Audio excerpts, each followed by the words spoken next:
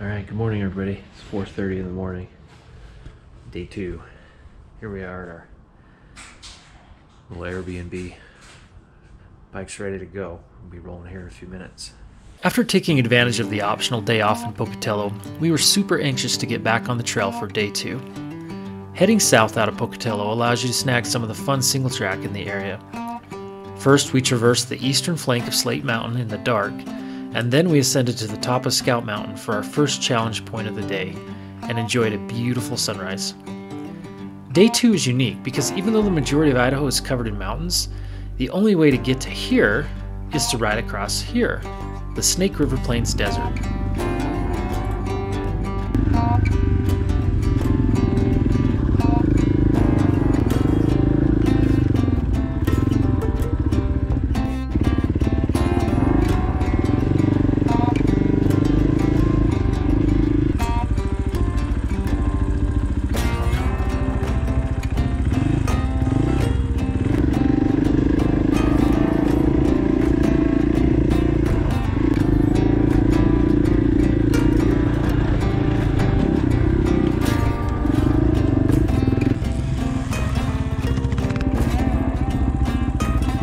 Mountain Trail, south of Pocatello. Sun is just coming up.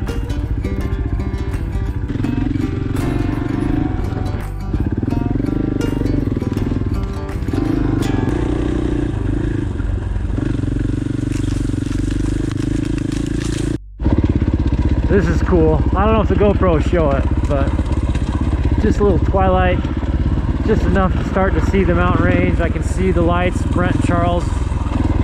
Couple ridges over there. Awesome. Good start to the morning.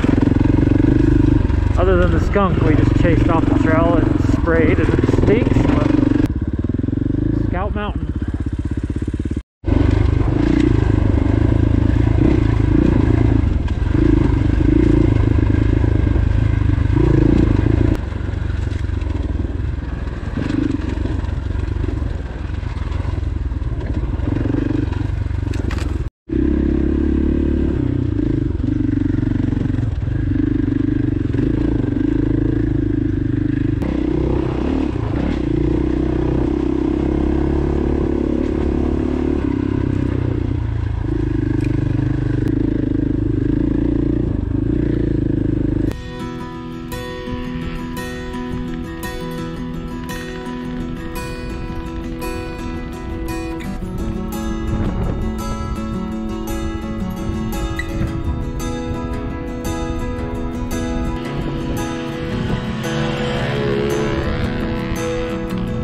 Take a look at this, Scout Mountain up there, beautiful moon.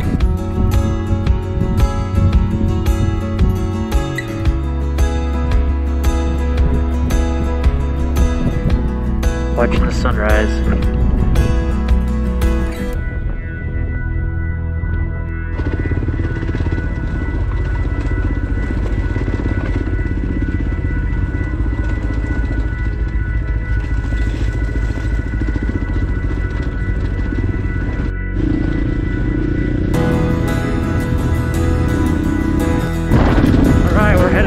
Scout Mountain. First challenge point of the day.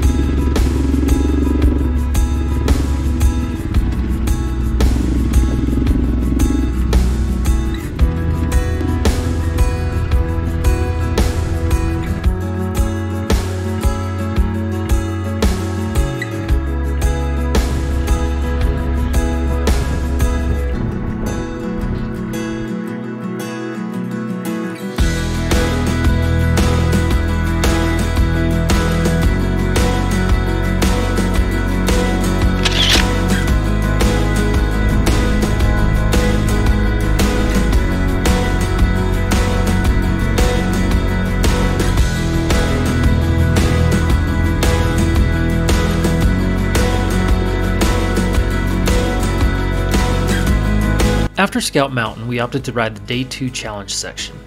We had already planned for this in advance, assuming we got an early enough start and the temperatures were in our favor. We were glad we did because it added some really fun single track to the day. Headed down the Day 2 challenge section. Came off Scout Mountain, and this is a great big old descent right down into the bottom.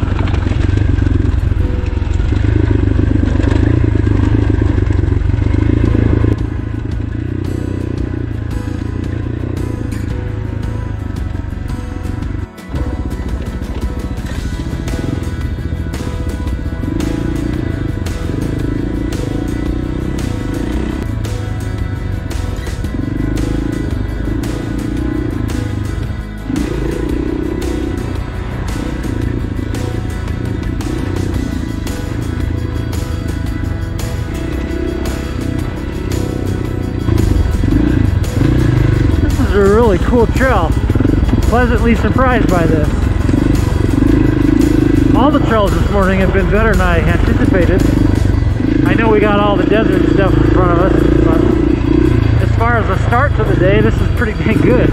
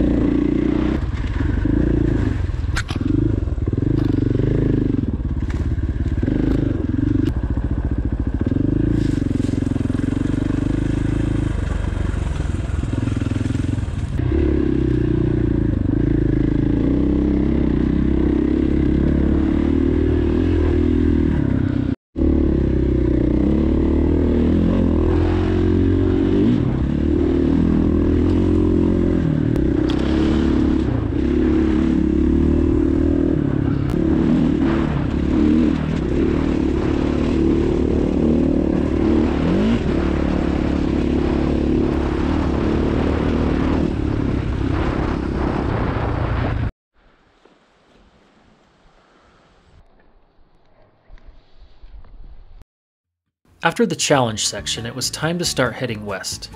The challenge section rejoins the trail coming off of Scout Mountain at almost the same point that we exited it. The descent to the west was a surprisingly enjoyable trail. Eventually we ended up in the Aspen Valley, where we took a mellow cruise through rolling hills of dry farms. It was peaceful and relaxing, and at one point Brent even exclaimed, "I could live out here."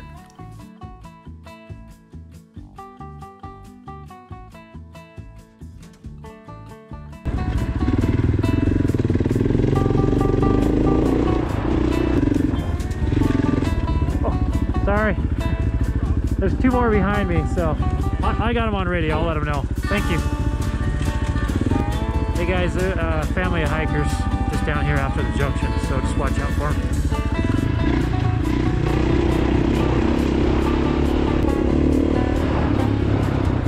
Come on, boys.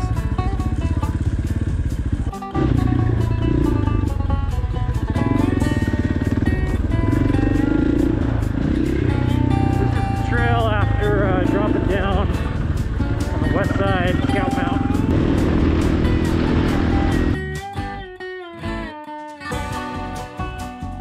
I could live out here.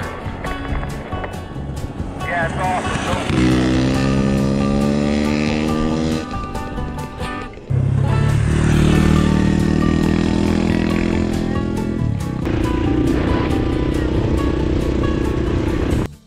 Arbon Valley led us to Green Canyon, where we ascended back up into the pines in search of our next challenge point, the crest of the Deep Creek Range. This mildly traveled jeep road in the forest baited us into opening up the throttles a bit as we enjoyed an impromptu game of cat and mouse all the way to the top.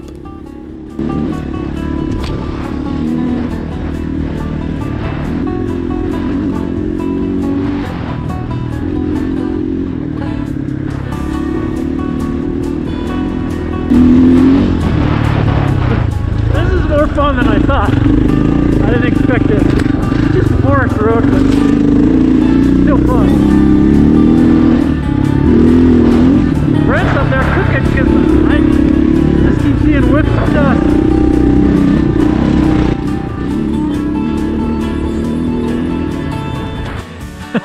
You're not supposed to be having that much fun. Oh, good times.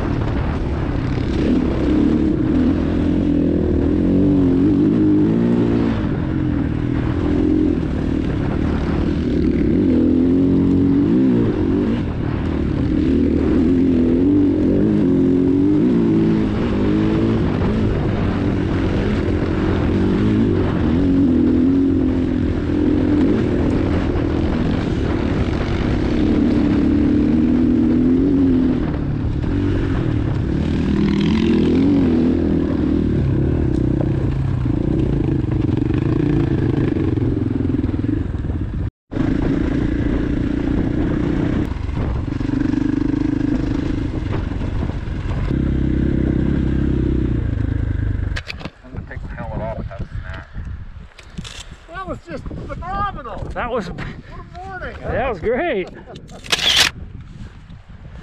We were just on a trail ride and then all of a sudden a rally broke out. I was like hammering it up that canyon. I was like, oh!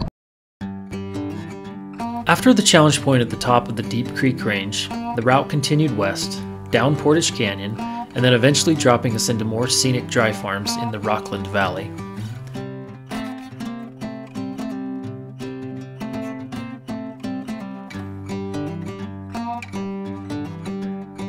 A series of Forest Service roads wound through the Sublett Range on our way to our third challenge point of the day, which was a barren knoll at the top of the Sublett Range crest.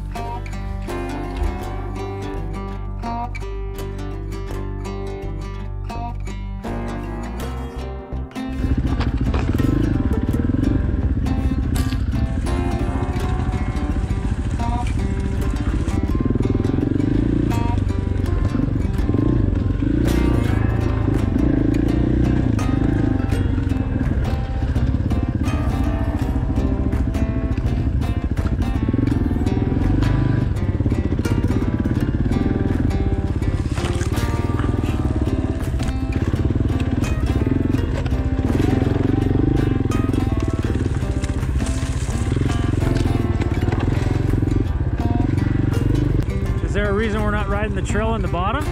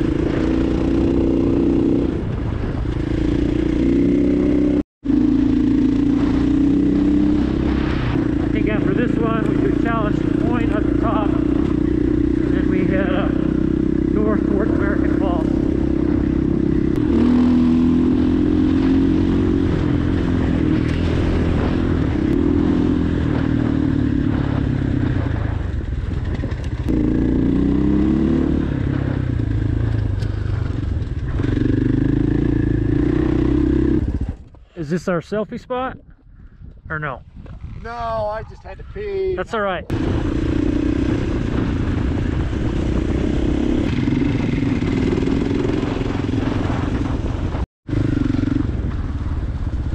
So we're dropping down after the second range, headed north towards American Falls.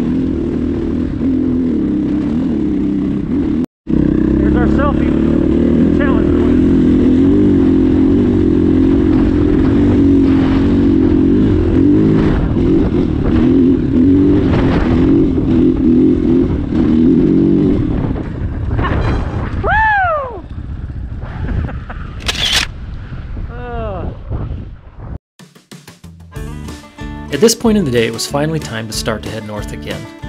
After the challenge point at the top of the Sublett range, we headed north towards the big and open Snake River Plain, and then eventually east, paralleling the Snake River and Interstate 86 towards the town of American Falls, where we would grab some lunch, gas up, and prepare for the long trek across the desert towards Arco.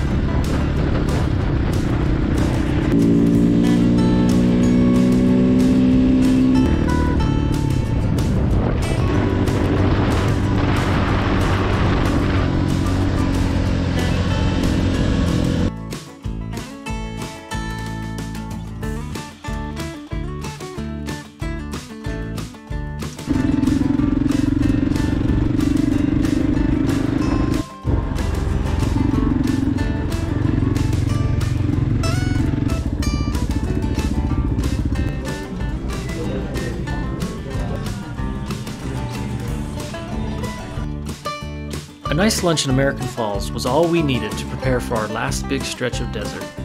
Although it was still a hot summer August day, it was nowhere near as hot as it had been the week prior, which was a huge benefit to us.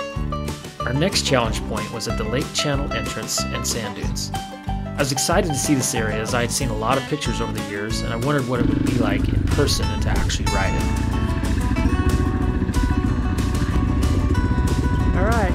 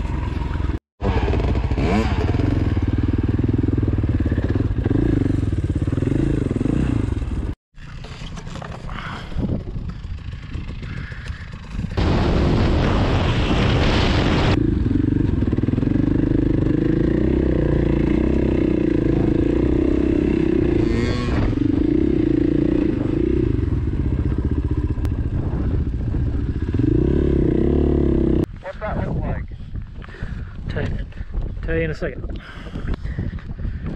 Easy peasy.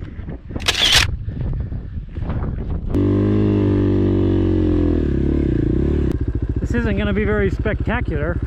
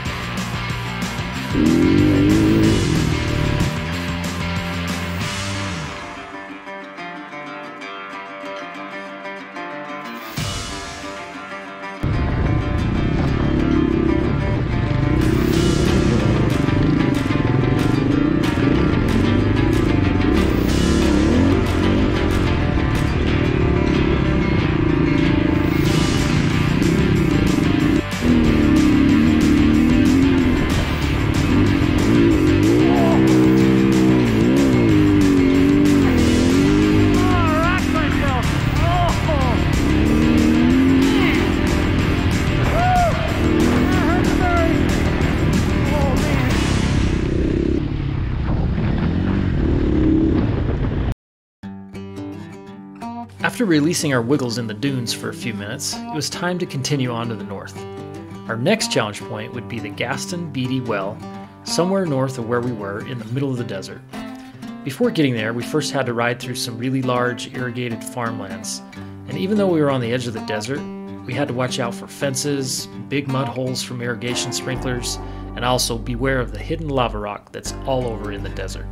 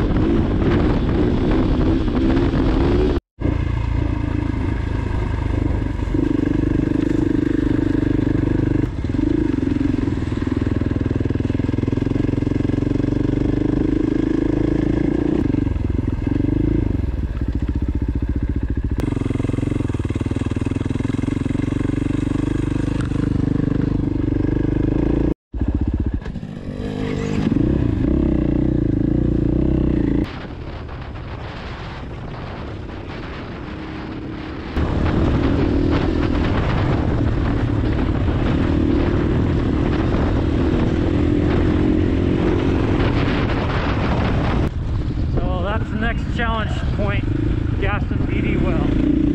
Out here in the middle of nothing.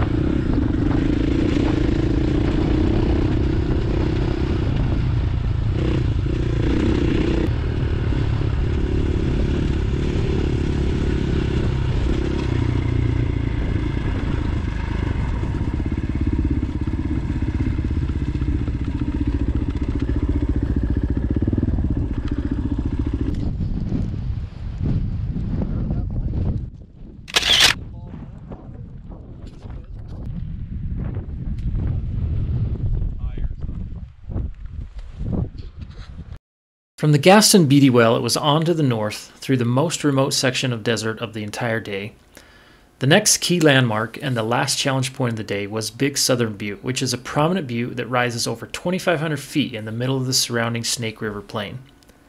We opened countless gates, were completely surprised by scaring up a large herd of elk that were bedded down in the desert grass, and we enjoyed chasing each other through some of this really remote country.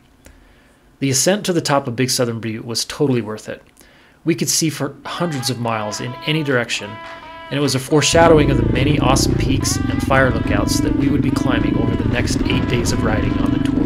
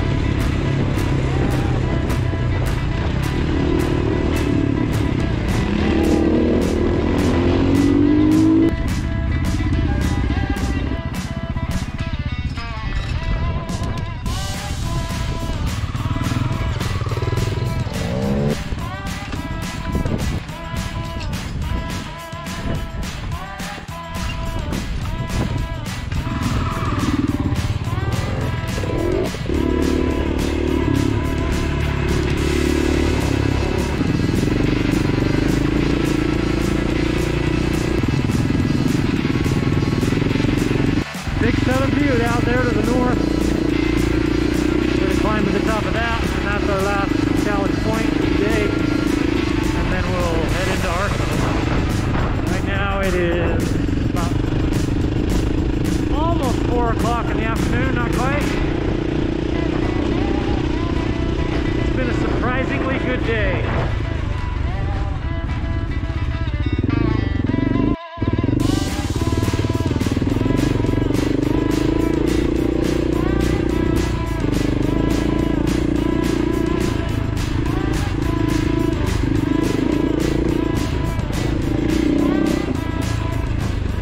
Check out the elk on the left. Look at that herd. Holy crap. That is awesome.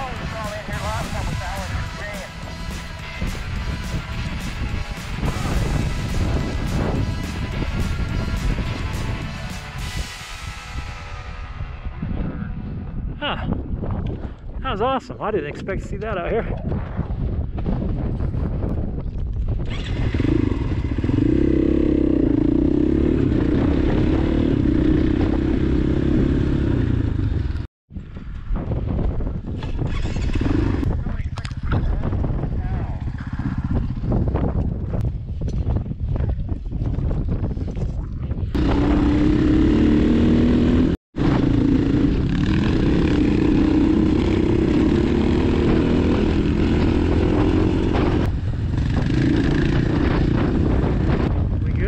Supposed to take that right.